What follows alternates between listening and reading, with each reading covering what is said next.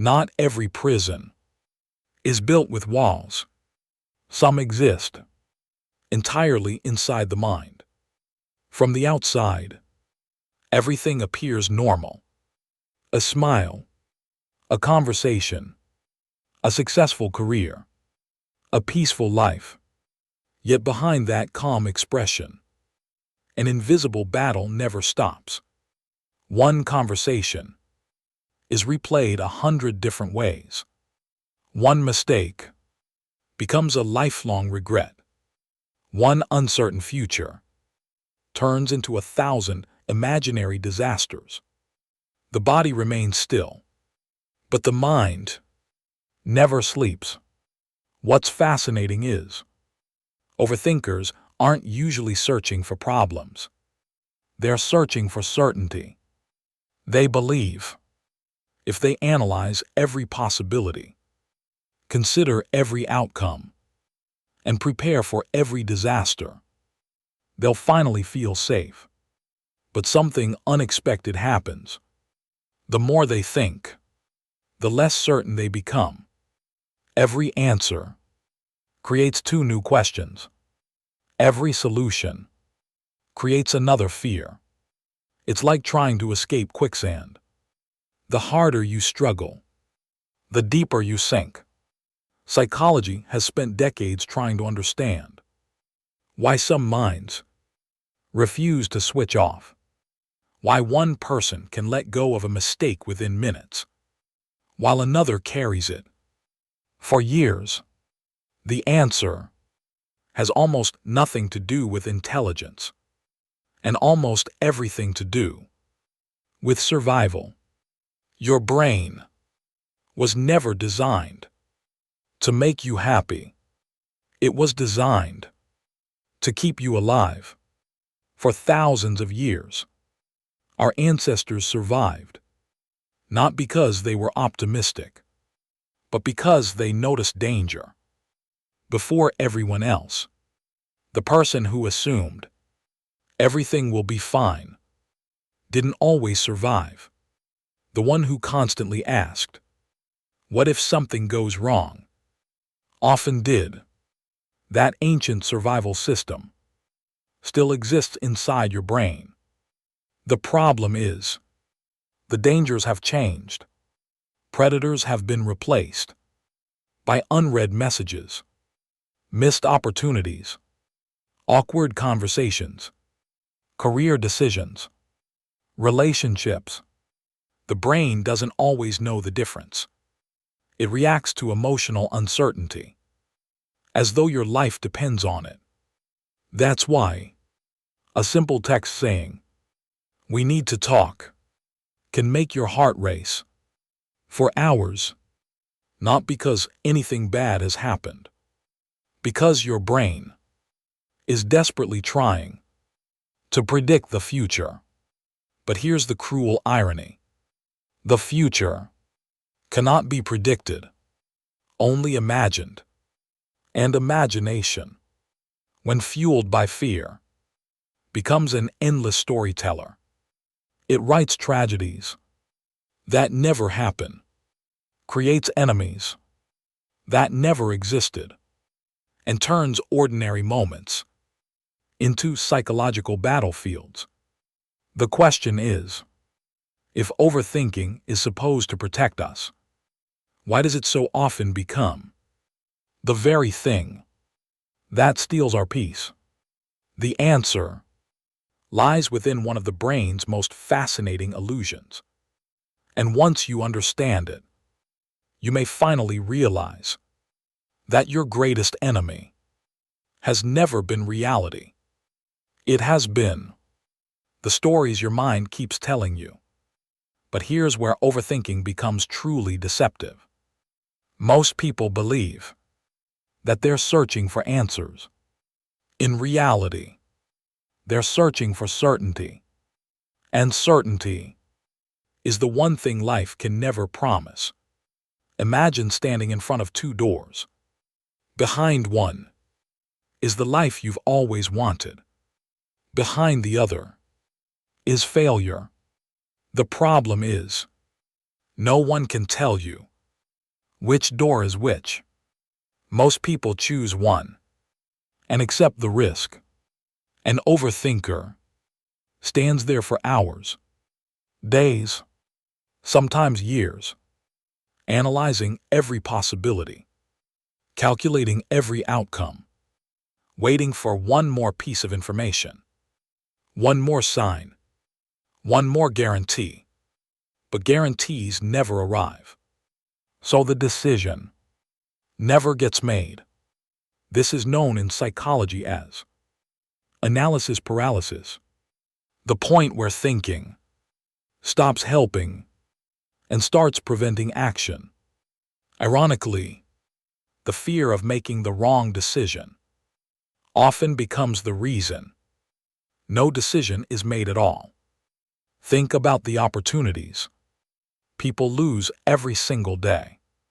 A business never started, a dream never pursued, a conversation never initiated, not because they lacked ability, but because they waited until they felt completely certain. The tragedy is, confidence rarely comes first. Action does. A child doesn't learn to walk by studying balance. They fall again and again. Each mistake teaches the brain something new. Eventually, walking becomes effortless. Life follows the same principle. The brain learns through experience, not endless imagination. Yet overthinkers often believe they can think their way into confidence. But confidence isn't created by thought. It's created by evidence. Evidence gained through action. The psychologist Albert Bandura spent years studying self-belief. His research suggested that confidence grows not from positive thinking alone, but from successfully facing challenges. Every small action tells the brain, I survived. I figured it out. I can handle uncertainty. Without those experiences, the mind keeps guessing. And guessing usually favors fear. Notice how your brain behaves before an important event, a job interview, a difficult conversation, an exam. It rehearses every possible disaster. You imagine saying the wrong thing, making a mistake, embarrassing yourself. But after the event is over, how often do those imagined disasters actually happen? Far less than your mind predicted. Because the brain is an excellent storyteller, but it's a terrible fortune teller. It confuses possibility with probability. Just because something could happen doesn't mean it will.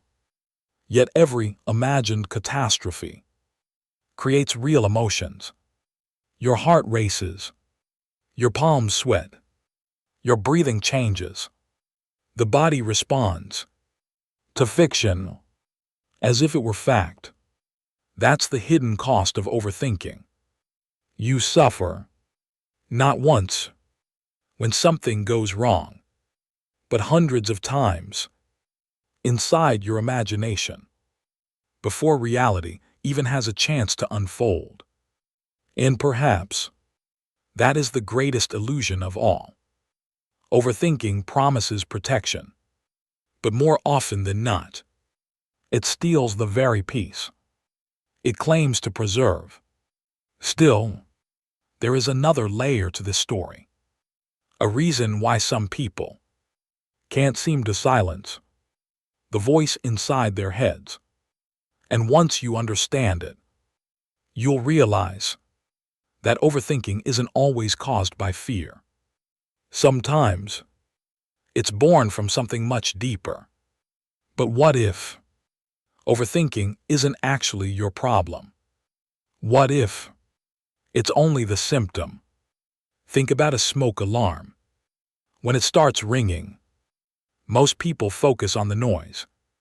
But the real question isn't, how do I stop the alarm? It's, what started the fire? The mind works in much the same way. Overthinking is often the alarm, not the fire.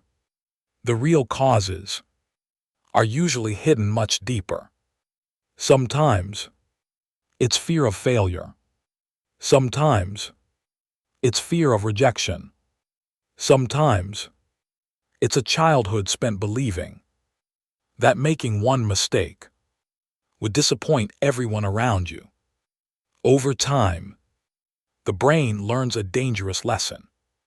If I think hard enough, I'll never make a mistake. So it begins checking everything.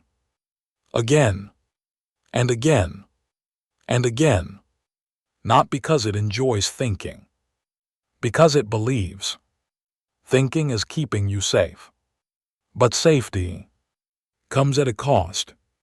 Imagine carrying a heavy backpack every single day. At first, you barely notice the weight. Weeks pass, months, years. Eventually, you forget what it feels like to walk without it. Many overthinkers live exactly this way. Mental exhaustion becomes normal. Constant worry feels ordinary. They wake up tired, not because they didn't sleep, because their mind never truly rested. Even during the night, the brain keeps searching, looking for unfinished problems, unanswered questions, invisible dangers.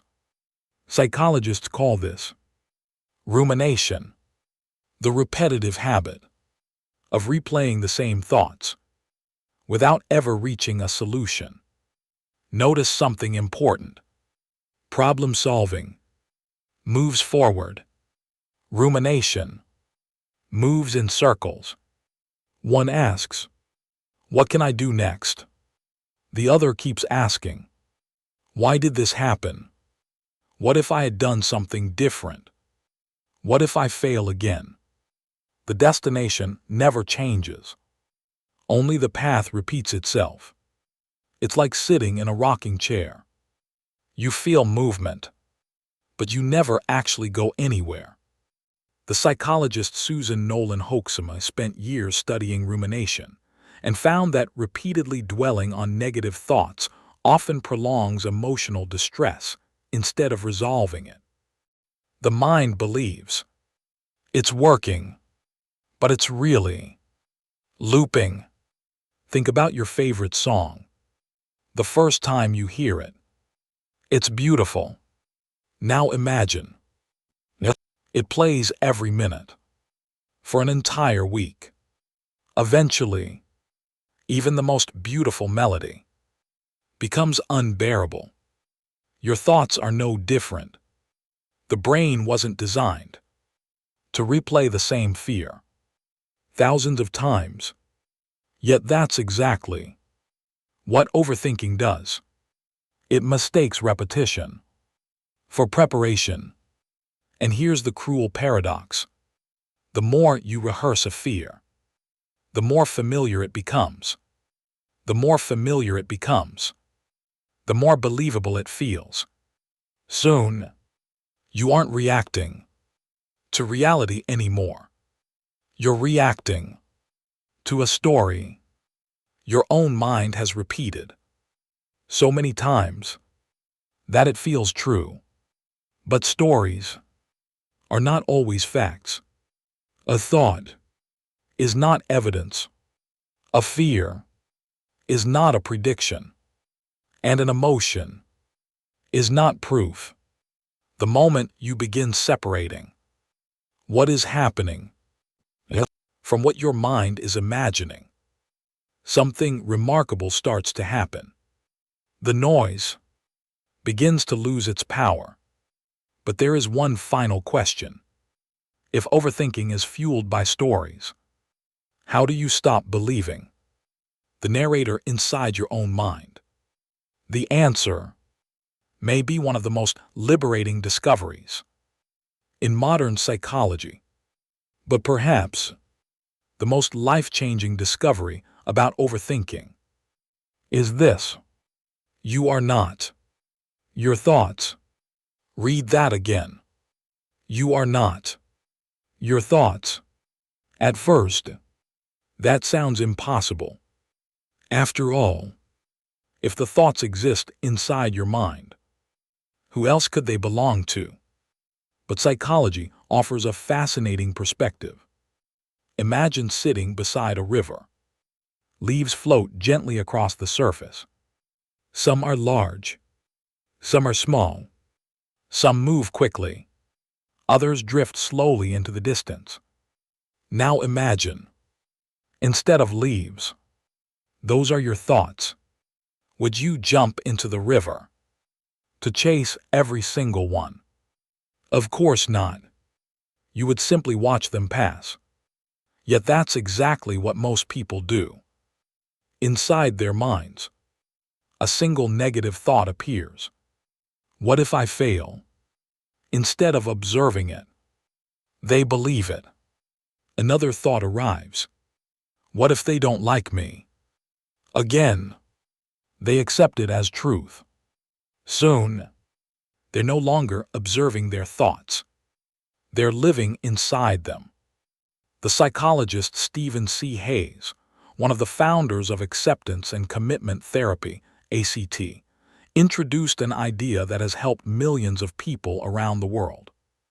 A thought does not become true simply because your mind produced it. Your brain creates thousands of thoughts every day. Some are useful, some are irrational, some contradict each other completely. If every thought were true, reality itself would make no sense. Think about the last time you were anxious. Your mind probably whispered, "This is going to end badly." But did it? How many disasters has your brain predicted that never actually happened? More than you can probably count. Because the brain is designed to imagine possibilities, not certify reality. Imagine standing in front of a movie screen. The film is terrifying. The characters are running. Everything appears real. Your heart races. Your palms sweat. Yet deep down, you know something important. You're watching a projection, not reality. Thoughts work the same way. Some are documentaries. Others are fiction.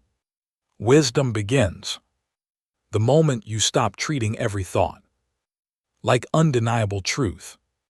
Instead of saying, "I'm going to fail," you begin asking, "I'm having the thought that I might fail." That tiny chain creates enormous psychological distance. You become the observer instead of the prisoner.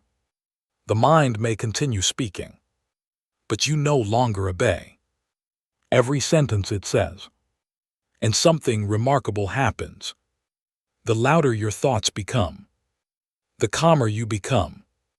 Not because the thoughts disappeared, because they no longer control you.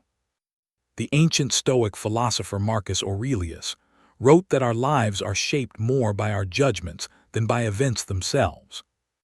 Modern psychology arrived at a surprisingly similar conclusion. It's rarely the event that creates suffering. It's the meaning our minds attach to it. Change the interpretation, and the emotional experience often changes as well. Perhaps that is the freedom every overthinker has been searching for. Not a silent mind, because no human mind is completely silent, but a peaceful relationship with the thoughts that come and go. And once you discover that, the endless conversation inside your head begins to lose its authority. But there is still one final lesson. the lesson that separates people who spend their lives trapped in overthinking from those who finally learn to live. And this leads us to the question that changes everything. If overthinking can never guarantee certainty, why do we continue doing it? Because deep inside, the mind believes that worrying is an act of responsibility. It whispers, if I stop thinking about this, I'll make a mistake. If I stop worrying, something bad will happen. If I relax, I'll lose control. But look closely. Has all that worrying actually protected you? Or has it simply exhausted you? Imagine carrying an umbrella every single day, because one day it might rain, even under a cloudless sky. You refuse to put it down. Years pass. Your arm grows tired. Your shoulders ache. Yet the rain you feared rarely comes. This is exactly what overthinking does. It prepares you for storms that exist only in your imagination. And while you're preparing, life quietly moves on without you. The opportunities you wanted belong to someone who acted. The memories you could have created remain unwritten. The words you wanted to say stay trapped inside your mind. Because overthinking doesn't just steal peace, it steals time. And time is the one thing no human being can ever earn back. Imagine reaching the end of your life and realizing that most of your fears never happened. The arguments never took place. The failures never arrived. The rejection existed only in your imagination. How much life would you have sacrificed to stories that were never true? The psychologist Aaron T. Beck spent decades studying the patterns of anxious thinking. He discovered that the mind often falls into predictable distortions. It predicts the worst, ignores the positive, treats assumptions as facts.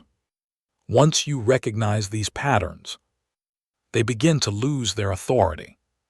Not overnight, but gradually, like fog disappearing. As the morning sun rises, here's something remarkable.